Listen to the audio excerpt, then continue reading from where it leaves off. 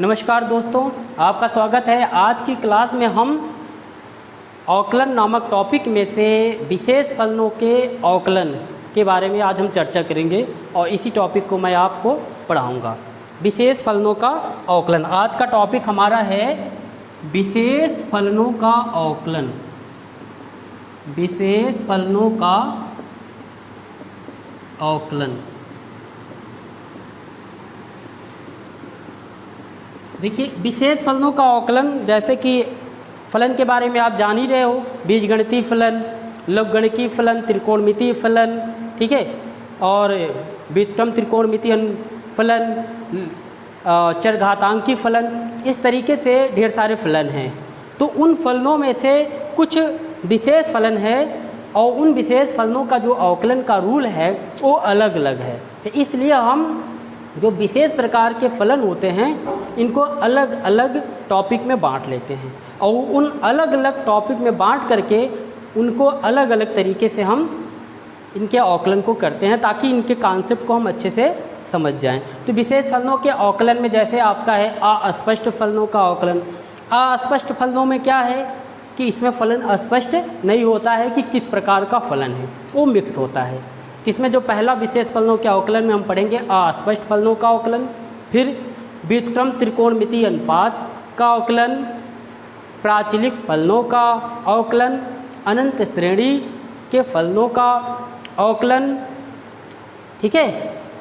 इस प्रकार से अलग अलग टाइप के अवकलन हैं। तो आज की क्लास में जो हम डिस्कस करेंगे वो अस्पष्ट फलनों का अवकलन डिस्कस करेंगे, जो आपकी टॉपिक 1 होगा। तो टॉपिक 1 में जो हम डिस्कस करेंगे आज हम टॉपिक 1 में जो डिस्कस करेंगे, आपका जो टॉपिक आज का होगा विशेष फलनों के अवकलन में टॉपिक 1, जो कि आपका है अस्पष्ट फलनों का अवकलन। अस्पष्ट फलनों का अवकलन, ठीक है। टॉपिक के नाम से ही क्लियर है कि इसमें जो फलन है वो अस्पष्ट है। कहने का मतलब फलन आपका स्पष्ट नहीं है, ठीक है। इसमें सिंपल सा बात है कि आपको मिक्स फलन देता है। जैसे उसमें जो फलन देगा उसमें भाई जो आपका अवकलन में आप पढ़ते हो, जैसे उसमें एक क्या कहते हैं कि डिपेंडेंट होता है, एक इंडिपेंडेंट होता है, ठीक है। मतलब एक परतंत्र चर होता है, एक स्वतंत्र चर होता है।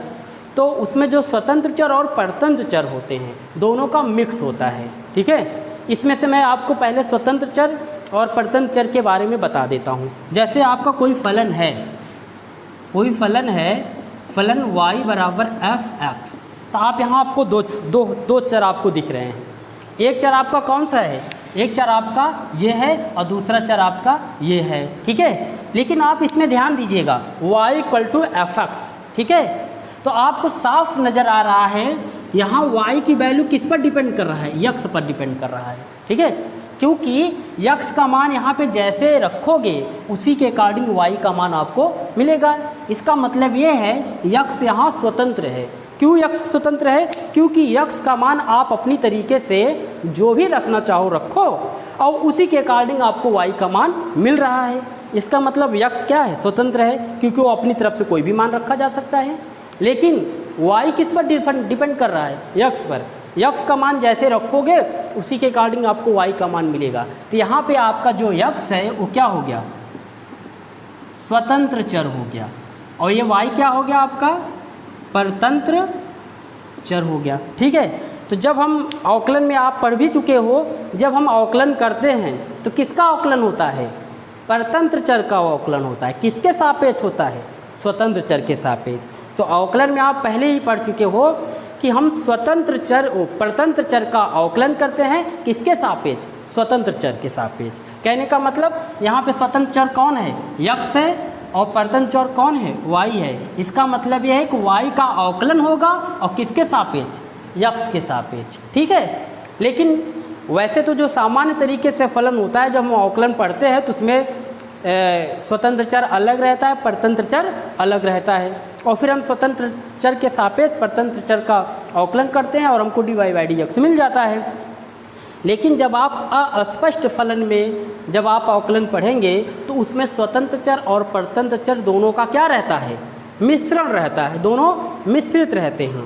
तो उसमें हम सिंपल सी बात है, जब स्वतंत्र चर और परतंत्र चर दोनों मिश्रित रूप में रहते हैं तो हम क्या करते हैं, उनका अवकलन कर लेते हैं। अवकलन करने के बाद उनमें से स्वतंत्र, और जब अवकलन करोगे तो उसमें dy/dx मिलेगा, ठीक है, क्योंकि y क्या है, परतंत्र चर है और x क्या है, स्वतंत्र चर।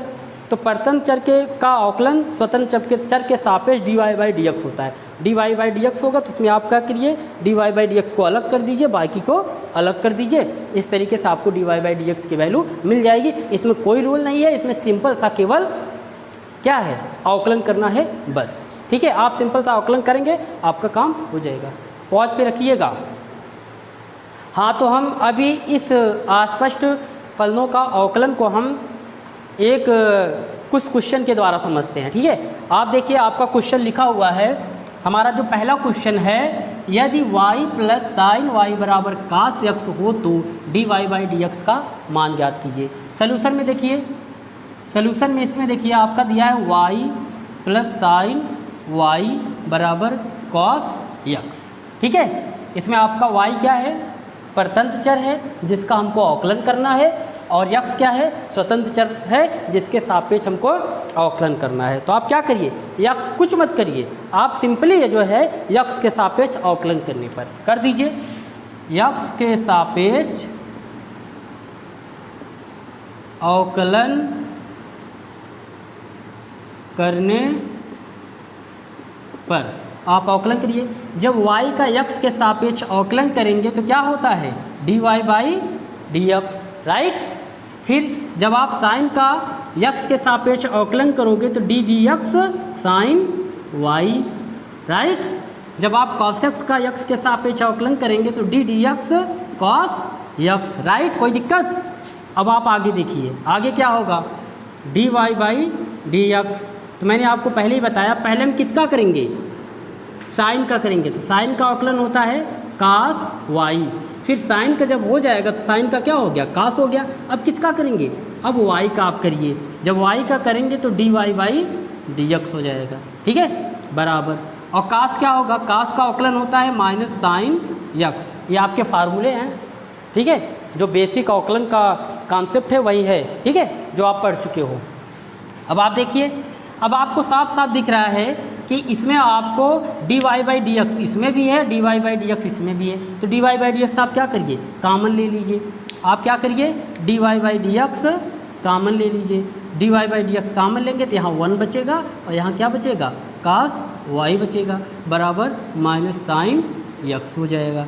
अब आप निकाल लीजिए dy/dx, जब आप पक्षांतर करेंगे तो ये उस तरफ जाएगा, तो माइनस साइन x अब बटा 1 प्लस cos y हो गया ना। dy/dx का मान आपको मिल गया।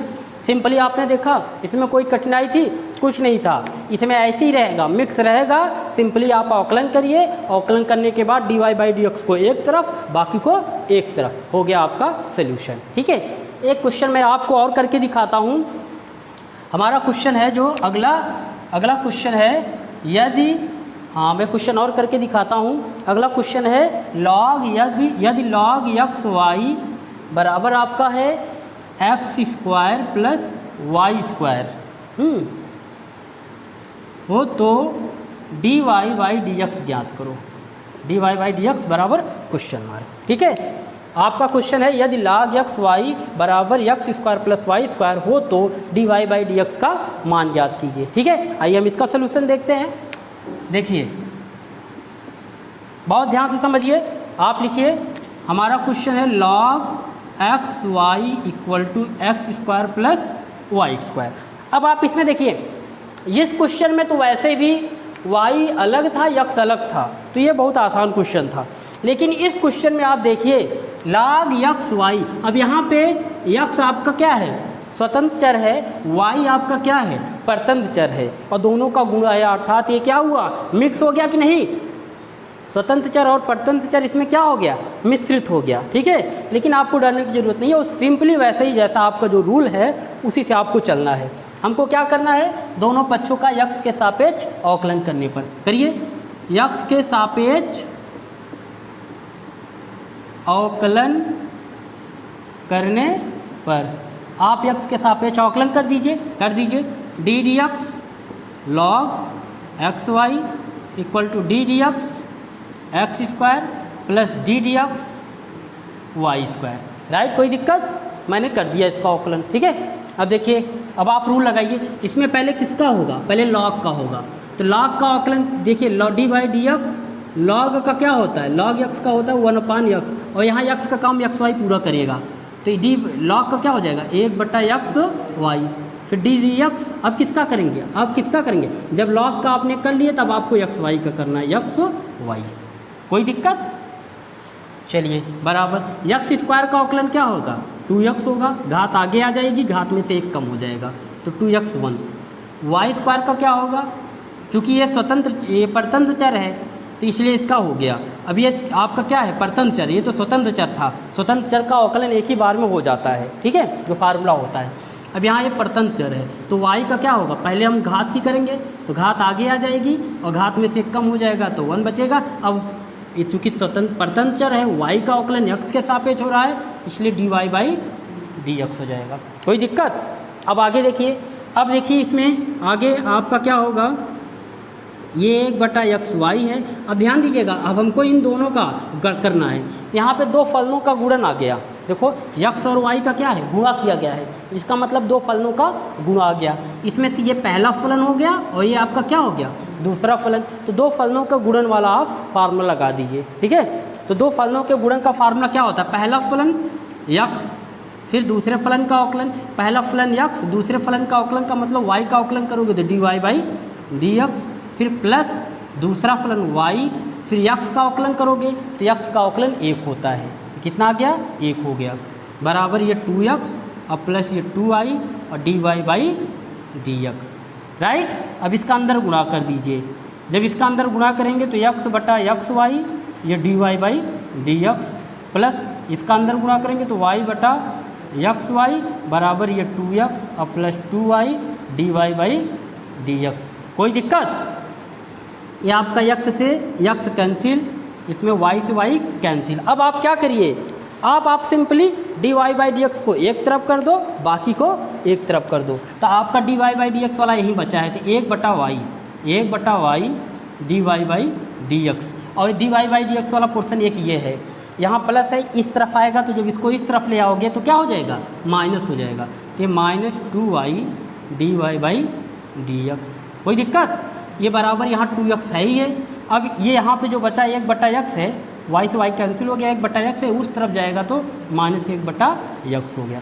अब आप ध्यान दीजिए, dy बाई dx दोनों में क्या करिए? कॉमन ले लीजिए, dy बाई dx कॉमन ले लेंगे तो 1/y - 2y और बराबर यहाँ पे 2x -1/x हो गया, ठीक है। अब आप क्या करिए? एक काम और करिएगा, आप dy बाई dx का मान निकाल लीजिए। ये आपका हो जाएगा ये आपका हो जाएगा dy बाई dx बराबर क्या होगा? ये तो आपका वहाँ है ही है 2x - 1/x, ये यहाँ गुणा है, उस तरफ जाएगा तो भाग हो जाएगा, तो ये आपका हो जाएगा 1/y - 2y, ठीक है।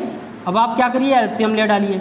एलसीएम जब लेंगे तो इसमें एलसीएम क्या आएगा? x, और x का इधर गुणा हो जाएगा तो 2x² - 1 हो गया। इसमें एलसीएम लेंगे तो इसका इधर गुणा होगा तो 1 - 2y² और बटा y होगा, y पलट के ऊपर चला जाएगा, तो ये आपका dy बाई dx आएगा, y ऊपर जाएगा तो ये y और बटा x, एक ब्रैकेट में ये आपका 2x² - 1, दूसरे ब्रैकेट में 1 - 2y², ठीक है। बस यही आपका सलूशन है, यही आपका सलूशन है, समझ में आया? ठीक है, ये आपका सलूशन था, हमने 2 क्वेश्चन के द्वारा आपको समझाया, ठीक है। अब इसी तरीके से आपके और बहुत सारे क्वेश्चन हैं जो अस्पष्ट फलनों के हैं, आप उनको आप कर सकते हो। अगर आपको यही तरीका है, इसमें और कुछ है नहीं, ठीक है, इसमें दोनों फलनों का मिक्स रहता है। इसी तरीके से आपके जितने भी एक्सरसाइज के क्वेश्चन हैं उनको आप आसानी से कर सकते हो। धन्यवाद, नमस्कार।